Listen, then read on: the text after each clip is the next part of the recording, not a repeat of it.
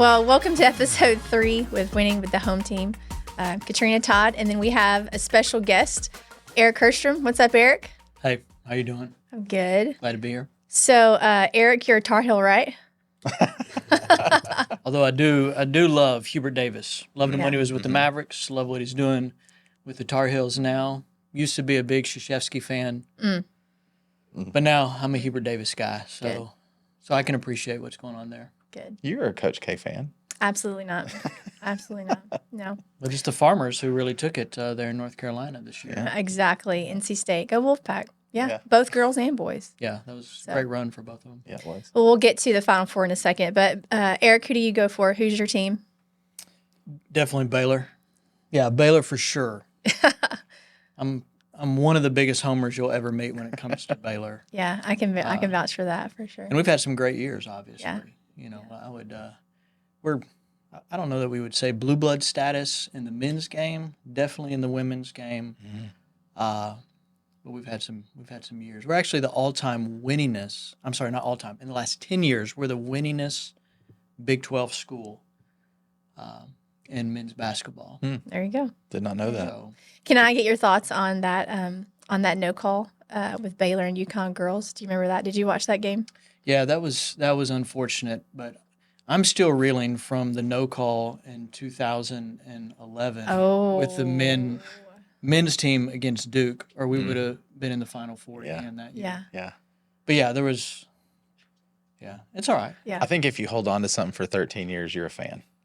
No doubt. Sure. That's Or You're you good. let it go. One of the No, yeah, you definitely are a fan for sure. Do you all right, so we've debated quite a bit about, really not debate, Kim Mulkey. We've talked about Kim Mulkey quite a bit. lot, Does yeah. Baylor still claim Kim? It depends on who you ask. You know, there's some great years without question. Yeah. You know, over the last 5 or 6 years that she was at Baylor, there's some things that just changed. Yeah. And I think it's unfortunate with some of that. But we're grateful for the wins. She helped transition, in some ways, probably the entire athletic department, Yeah. which was really, really Right. great for Baylor. Baylor has some great years, but Yeah. it also, I mean, we have a saying at Baylor, you know, they just pulled a Baylor. I mean, my very first, actually it was against NC State football game as a freshman. We were up by 5. We had the ball on the 3-yard line. All we had to do was kneel the ball. Oh no. They tried to run a play to get extra points. We fumble it. They run it back for a touchdown. That's what you call pulling a Baylor. Yeah. And so, as a lifelong Baylor guy, in Yeah. the 4th generation that went there, Yeah.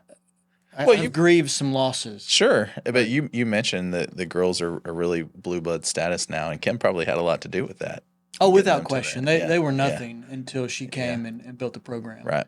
And I think you know, they still are in good hands with Nikki Collin. And Yeah. Yeah. Or Scott Drew and what he does. He's great. Yeah. Man, the culture that he's built. Yeah. You know, he loves his players well. Right. He graduates his players. Yeah. He's putting a lot of NBA talent out there right now. But I think character is what he Yeah. focuses on, which Right. is a missing ingredient in the game today. That is a great segue to, I think, what you really want to get into today, right? Yeah, for sure. You know, debriefing the Final Four and the national championship, both boys and girls. You know, what were some of the generalities in your thought processes as you guys were watching those games? I mean, for me, okay, I'm going to get this out of the way because I'm going to get on my soapbox for All something. right, Like, hop on. I am tired of cable. That has nothing to do with it. But, like, I look and I see that it's on TBS, you know? Oh, and okay, gotcha. I don't have TBS. Yeah. I don't have TBS. And so I got to go hunt to find a game to watch or either wait to watch the highlights. Y'all need to get it together, Mr. Cable Man, because if you're in streaming service, it's almost like there's a collusion, you know, like, well, you can watch the Rangers if you have this package, or you can watch the Stars if you have this package. But, like, as a sports fan, it's maddening. It's maddening that you have to go back and spend $200 a month just to be able to watch everything. So I'm done with that. But, you know, that's how I feel about it. But the games themselves, man, I said it before we started here today, like, UConn is a juggernaut, and there was not one game that I watched in the entire tournament that they played in that I was like, yeah, they're beatable. They just seemed unbeatable. Yeah. And that game last night in the men's side of things, like, I don't think the score reflects how much of a stronghold they had on that game the whole time. They were out in front the whole time and never looked back. They just foot on the gas. So that's my take about the men's from last night. They're just super strong. What a great team. Dean and I went to go eat dinner. I think it was on Saturday, and we watched the NC State Purdue game. Mm-hmm. And I was pulling for the underdog, NC State, of course. And you want that guy JD Burns, to succeed, but I don't know how you succeed, over a 7-2. Is he 7-2? 7-4. 7-4 guy. Yeah. Man, But is he an athletic 7'4"? In my opinion, no. Yeah. But do you need to be so athletic in basketball if you're 7'4"? He's a skilled 7'4", but Yeah. not athletic. Right. His footwork's not great. Yeah. His coordination. Will that translate to the next level? No. Okay. Yeah. Okay. I agree. I did want to see Burns play well. Mm-hmm. Love his heart. Yeah, that was a great run by NC State. Yeah. Probably, if Burns was 7'4", they'd be really similar. Yeah. And but I love Purdue. Mm-hmm. I actually grew up loving Purdue. My dad was a graduate there. I used to have the shirt that said I root for Purdue and anybody that plays Indiana. Okay. So that's great. I was a fan, but to your point, nobody played as well. In fact, just from a team perspective, I don't know that there was a better team that played like that than UConn, and their constant motion, their defense. Yeah. It was a thing of beauty to watch. Right. No amazing player, but solid at every position. For sure. Yeah. And they were relatively deep. Yeah. I mean, I think you could say that about South Carolina Exactly. too, and the girls. I mean, I think they had about 9 deep that Staley would continue to run in and out. Yeah. And they also played at a high level. Yeah. Great motor. Cardoso down low. Man, she was a force. Yeah. Yep.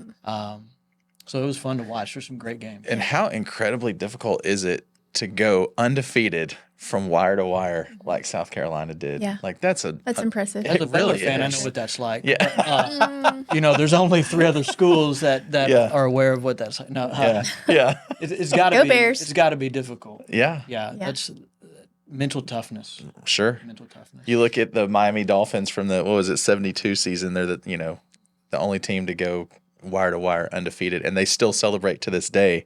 When that last team in the NFL loses that have been undefeated. Yeah. So think about how long that is. That they were able to do that, and what an incredible grind it is for even basketball season is long. Yeah. And for them to do that, I mean, those girls will carry that the rest of their lives. That's awesome. Well, let's camp out right there. You talk about UConn being a well-rounded team, right? And then we saw South Carolina was also very well-rounded. I think the stat was South Carolina had 37 points off of the bench, and then Caitlin Clark had 30 points, right? So you have, the best team who had an undefeated season, right, from wire to wire, and then you have the best player in the college realm, in the women's college realm. And just how much that transitions to youth sports, right? Like, I was texting back and forth with one of our coaches, Jason Smith, and his daughter was probably the best in the 5th and 6th girls division, easily, probably by far, right? Yeah. But you get down to that championship game and they end up losing, right? And so Jason had a phenomenal teaching point with his daughter. She said, "Well, Caitlin Clark's the best player." And then Jason responded back, "Well, you were too, but you lost in the championship game." Yeah. And so talk about for a second just the impact, that, having the best team versus the best player, and how much that transitions into youth sports. Yeah. Listen, they pound it in your head from, the time that you start playing in youth sports that it's about teamwork. And I feel like, I don't know if it's just old man syndrome or what, but I feel like today it's more about the individual than it is the team, right? I mean, we go out there and it's just, I watched a Little League game. I can't remember if I mentioned this last week or not, but the kid goes up to bat and he's got the sliding glove in his back pocket and he's got the long flowing, and the walk up song. And, even my nephew is not Catholic, but he steps out of the box and does this, and I'm like, dude, you're not even Catholic, but he's watching YouTube all day. Yeah. And so it becomes about individuality, and we've lost a little bit of what that teamwork is. So, yeah, when these teams play, even though I love watching Caitlin Clark and how talented she is, I root for the other team because they're playing, and it's just cool to watch them pull together. Yeah. And as a team, Yeah. be able to pull something like that out. So I don't know if that's how you feel or not, but Well, I think Caitlin Clark. I mean, she continues to help transcend women's basketball Yeah. easily. I mean, she's a phenomenal talent. yeah, I think she is a team player. I mean, Yeah. when you look at So her, her assists are her out of the assists, ballpark. True, Yeah. yeah, true. so she has 100%. incredible court vision. We saw that in the Final Oh, yeah, Four. If you watch it, absolutely. I mean, she made dropped some dimes. yeah, Yeah. And they But were then her not- teammates didn't make the They didn't shot. make the shot, Right, and right. Yeah. that changed some momentum. But I Yeah. think yeah, to be that type of player, quality player. I mean, I think you can have the best player on the best team. yeah, I think the best team though was South Carolina. absolutely. 100%. Again, just 1 through 5 or 1 through 9, however you want to look at that. I mean, they just played consistent. Yeah. They were the number one defense, which to play, to play great defense requires great communication, Right. even a humility on the court. If Yeah. you get beat, you're Yep. you're stepping into that as well. And so, Caitlin Clark was amazing. She just didn't have the was. pieces around her. Exactly. Right. Yeah. South Carolina, just a phenomenal Yeah. team. Yeah. And to their credit, I mean they came out and they did it 39 times? Yep. Was it And oh, 39? yep. 39 and Yeah. oh? Yeah. Yeah. So as a parent, going back to youth sports, how do you instill that in your daughters? Because you have a great relationship with your kiddos. When they decide, okay, I'm going to play this sport, how do you go about making sure they keep that a priority, the team aspect of it over the stats? Well, I think it's about building character in your kids more than anything else. I mean, for those that know me, I'm highly competitive. You've even had to calm me down when I've coached at points. But it's building character in your kids. And if your kids are high character kids, then they're going to recognize the value of teamwork and working together, sharing, regardless of the sport. Right. And I mean, there's very few sports that are individual in nature. And, so as a parent, as a guy that's coached a little bit, you want to build character. Yeah. You want them to learn to win well. Right. And to recognize that winning doesn't happen just from an individual perspective. Yeah.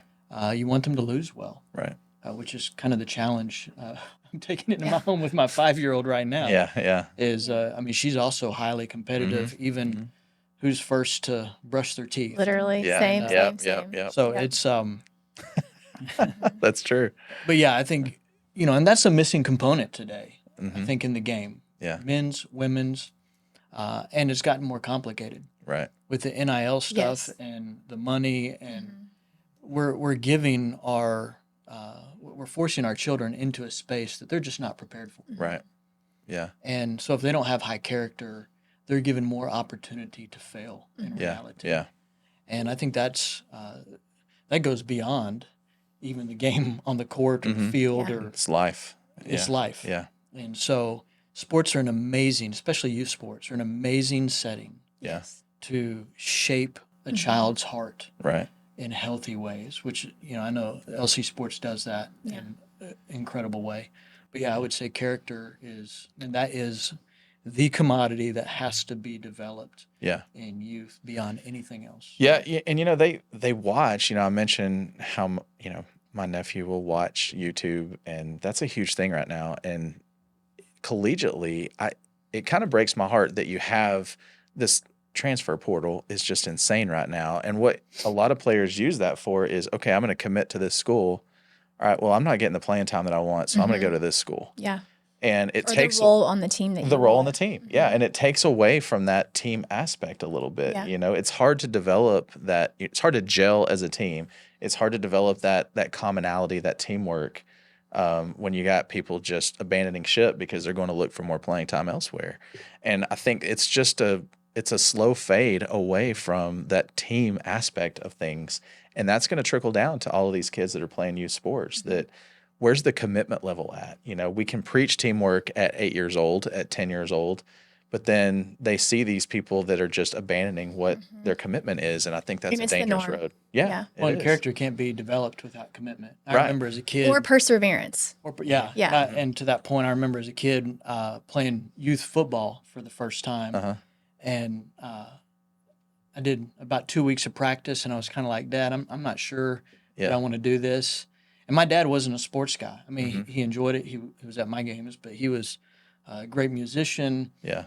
But he recognized the value of sticking with it. And I remember a conversation in my room where I was crying, Dad, I don't want to play. And I don't know, I'm 8 or 9, 10 years old, something Yeah. like that. Yeah. He goes, no, you signed up. Yeah. So you finished the season. Right. And, that type of commitment, though, bore out a lot of character by, Yeah. throughout perseverance, Right. development.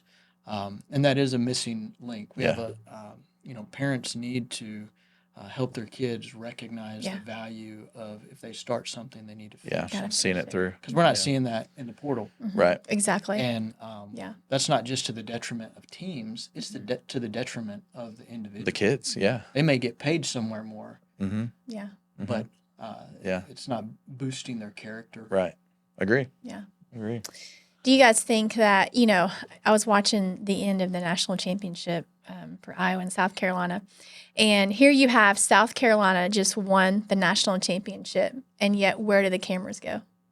Caitlin Clark. They went to Caitlin. Yeah. I mean, for a long amount of time, and going back to, it's not the best player that wins the ball game. It's the best team, right? Like, she lost the ball game, right? I mean, not her alone, but her team.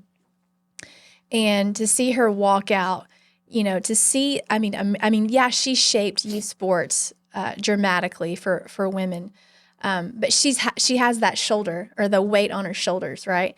And so going back to character, we don't know what was done behind the scenes, but the way that she handled herself, when the cameras was on her, for a 21, 22-year-old, it was impressive. Yeah. I thought. Yeah. I don't know. Do you guys think that Caitlin Clark lost with respect and dignity? I mean, I do. What do you think? Oh, absolutely. Yeah. Yeah. She carried, in a sense, she was carrying all of women's sports for a season this year, not Yeah. just basketball. That's huge. The amount of pressure and to produce. Yeah. She consistently did that, and she stayed out of the headlines in all the ways. She we wanted did. to. She absolutely did. Yeah. And I think she was a gracious. She graciously responded to that loss. Yeah. And Yeah, and also, the positive side to what you're talking about is we came in here, I think it was last week, and we were talking about I was sad because of the amount of attention that game got between it was Angel Reese versus Caitlin Clark, Right. And it almost became, this is a wrestling match, and that's why all the attention was going there. And I said, I was sad because these girls are really good at what they do, and that's getting overlooked for the show of Angel versus Caitlin.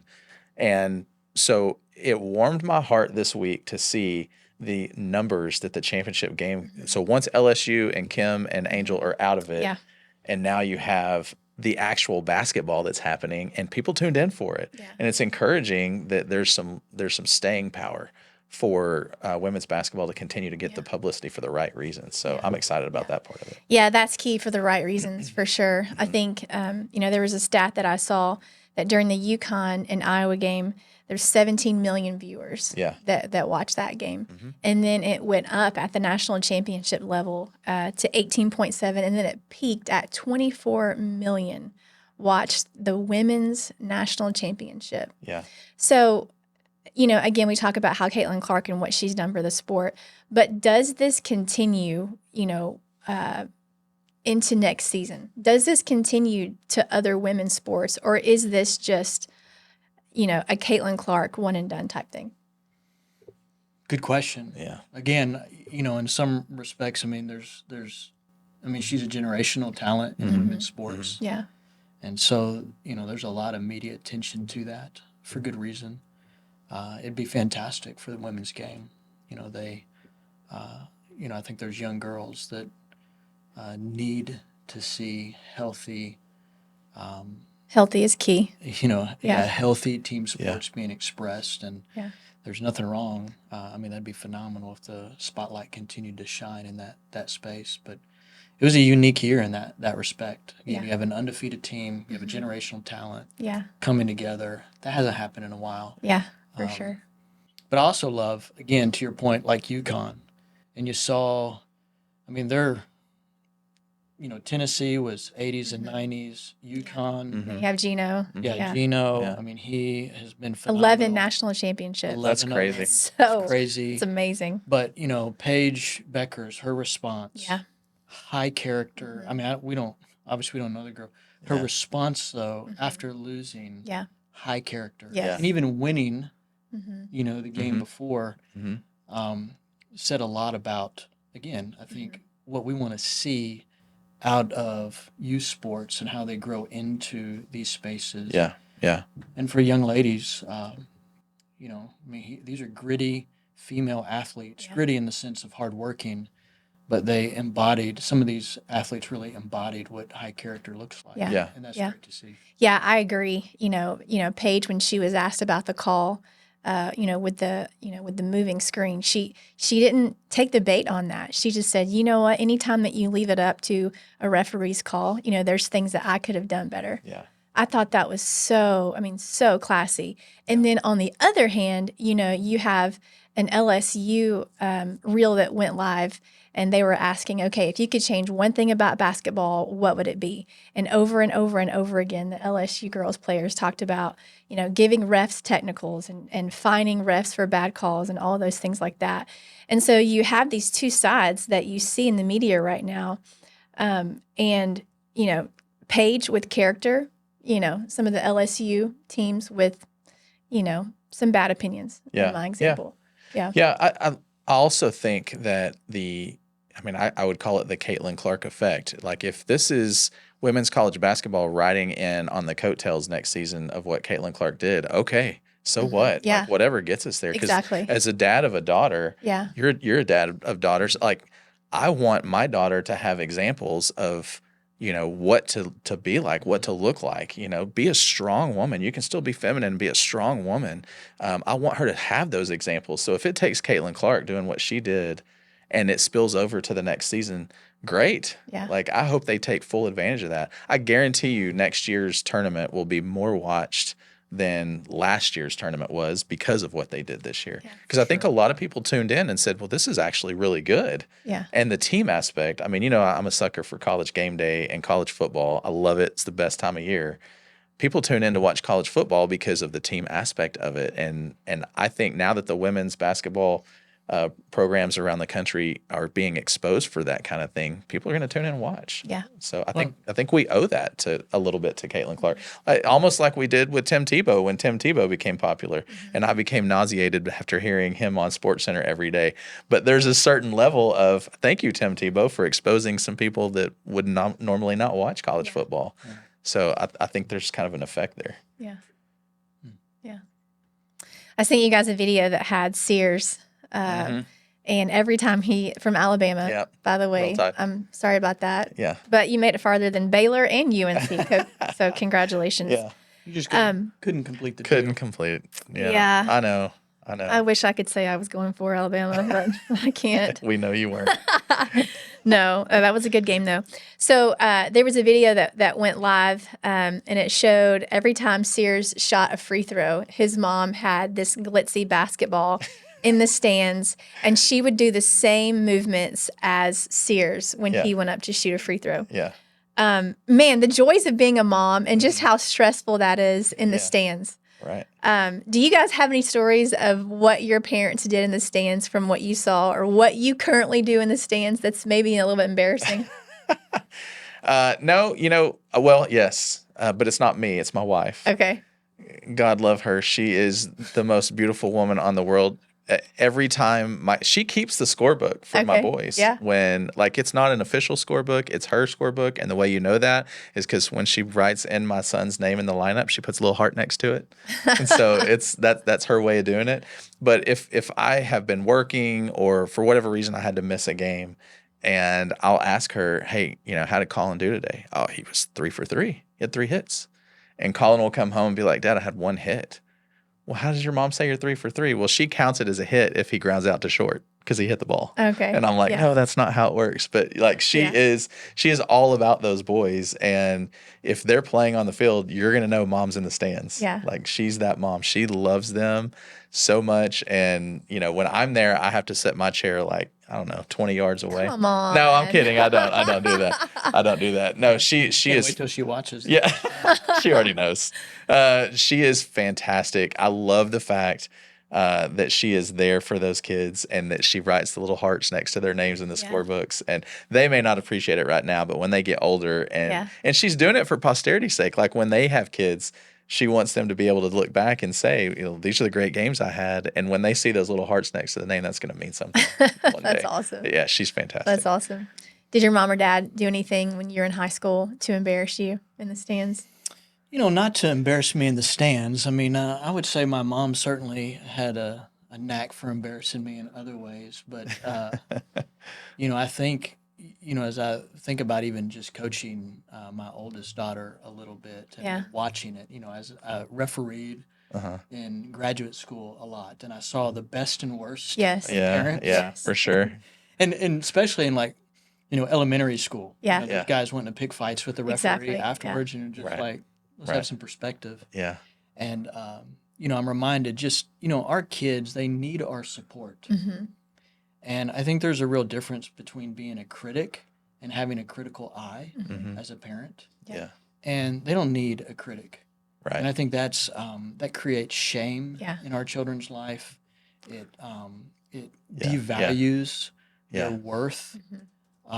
And it speaks to things that really tear down our children oftentimes, and or they achieve for the wrong reasons. Yeah. Yeah. And they start longing for approval, and not from the one who created them, Mm-hmm. but from other sources, or they try to perform, Yeah. for the wrong reasons. Right. Yeah. Right. And so, I think a critical eye can be really healthy as you're watching your children and shaping them and molding them with gentleness and kindness, and you're speaking into their life as they're winning and losing, as they're developing as a player.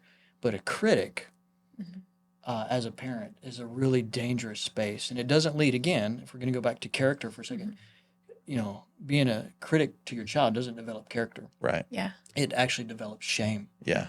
Yeah. And so I am grateful that I had parents that were really supportive. Again, they're not really sports folks. Mhm. And so they've become that over the years Yeah. because of how much I played. But my grandpa, on the other hand, when he was at a game, man, I wanted to perform for him. Yeah. Yeah. And, but he played baseball at Baylor, and he also was just a really, he was a great support to me Yeah. as a kid, and I appreciated that about him all Yeah. the time. Grandparents are the best. Grandparents are the best. That's awesome. And some of the things that he's talking about, I think we've talked about ad nauseum about our youth league. He's right on about kids and how you treat them, especially after the game. I've talked in here about how now when Colin and I go home from a baseball game, we don't talk baseball. Like that's back here, that's done with. We talk about lunch or we talk about whatever. But I don't want to fall into that trap. That's so easy to fall into because you want to see your kids do really well. And it's so easy to say, if you had thrown this pitch on this count or whatever, and all of a sudden they start second guessing themselves. Not like you said, you're right on, not just about what pitch I threw, but does my dad appreciate me? Or is he just, nitpicking everything? And it's just, we see that play out every Saturday in the basketball season with parents all the time. I hate that. Yeah. I hate that. Here's my soapbox. Yeah. In a sense, this whole idea that everybody is a winner is so destructive. Yeah. I mean, it's massively destructive.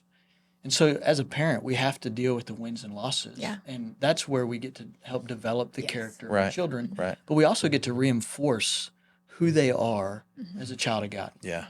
Yeah. And those losses, or maybe those wins, or maybe they're just not performing in the way that maybe they could. Yeah. And it's those side conversations with them where you lift them up, you build them up, you let them know that they are valuable and worthy regardless of the score. Yes. Yeah. Yeah. And that doesn't take away the need to be competitive. Right. That's a healthy thing. Yeah. Right. But you absolutely need to remind them that they, you know, who they are is not tied to their Yes. performance. Who Yeah. they are is not tied to the Yeah. W's and L's. Yeah. Who they are is based on, how they were created, and they have infinite value. Yeah. And so again, I love that at the LC, like that is a core piece that you guys teach our coaches and our Yeah. parents and reinforce in practices and Yeah. everywhere else. Right. And, Yeah. and it's hard. It's hard. It's hard as a parent to do it. But we rely on a community because we have referees and we have coaches and we have all these people that are pouring into these kiddos. And hopefully that's what the message is that we're sending out. I think it is. Yeah. I do too. It's hard because there's so much ingrained. I go back to Lynette Woodard was the scoring champion for women's college basketball Yeah. up until Caitlin Clark came along. And then Caitlin Clark comes along, breaks her record. And I thought Iowa did a very classy thing, bringing Lynette in to present flowers to Caitlin and kind of the passing of the torch thing. And then afterward, Lynette Woodard said, well, yeah, but she's not really the scoring leader because now they have a 3-point line and she's playing with a smaller basketball. And so it just reinforced to me that even though we want to come out and outwardly do the right things by showing up and presenting flowers, there's still that part of us that just has this death grip on individual stats and individual accomplishments. And human glory. And you human know? glory, Yeah. exactly, Yeah. exactly. And so Lynette Woodard may be, the best person in the world. Like I have no idea who the lady is, but to see those comments in the media, it was a little disappointing for me because I thought that was an opportunity to be very classy Yeah. in how you give it away Right. and how to be generous. You can take that home with you. That she got a 3-point line, like that's fine. Yeah. But I think what we're trying to teach these kids is doesn't matter. Yeah. Doesn't matter. Like, be happy for her. Speak into her, And we had examples of that this year where Yep. I think it was Delaney that got player of the week because she Yeah. was more worried about the other player falling Yes. down on the court than she was the fast break that was going for her own team. Yeah. And so I think it's out there. It's just up to us to continue to reinforce that to our kiddos. Yeah. Yeah. Well, going back to what you talked about, I think it's really important, for a coach or for a parent to have those tough conversations when a loss comes or when your child isn't, pleased, with their performance. And you talk about, when Colin gets done with a game or Cy gets done with a game, you don't talk about that game, right? Right. And there's space for that, but then there's space also for, what you were saying, making sure that they understand that their identity is not wrapped up in that. And it just takes intentionality. Yeah. Like the name of the game is intentionality. Right. And I think, if you're a coach, a coach parent type thing, which is a whole, another, sector, there's just a parent and then there's a coach parent in youth sports, right? I think that it also takes just an awareness of, your identity is not wrapped up in the youth sports wins or losses. Right. Like they have to be secure in who they are and their purpose.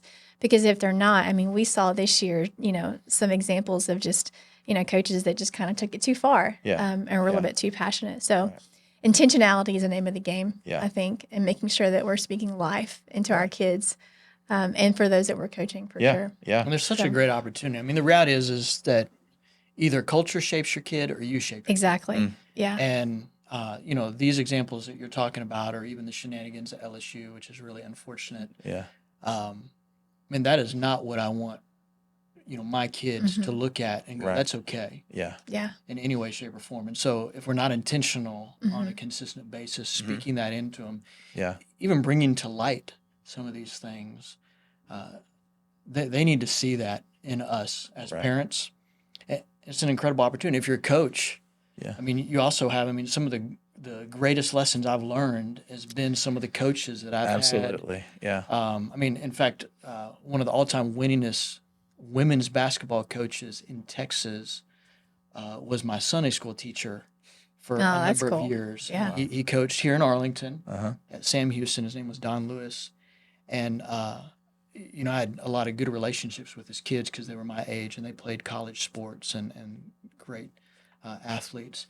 But some of the side conversations that I would have with him where he was intentional with me. Yeah. He never coached me, but when I was at his house shooting baskets you know, with his sons in the backyard, Yeah. when I would watch him, Right. you know, one of the things I loved about him, instead of sitting on the end of the bench, he sat in the middle of the bench. Yeah, that's awesome. And he was always I love coaching that. his players, talking to his players, and his players loved him. Yeah.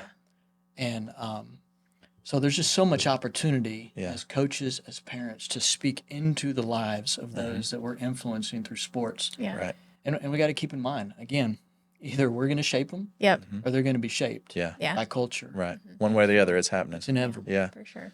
Well, listen, I mean, you know, I talked about how I want my daughter to have examples, but I have boys too, and you do a phenomenal job of that. And I'm not just saying that because you're on our podcast today, but you set a great example for young men in your capacity at the church, and also just in watching you as a parent.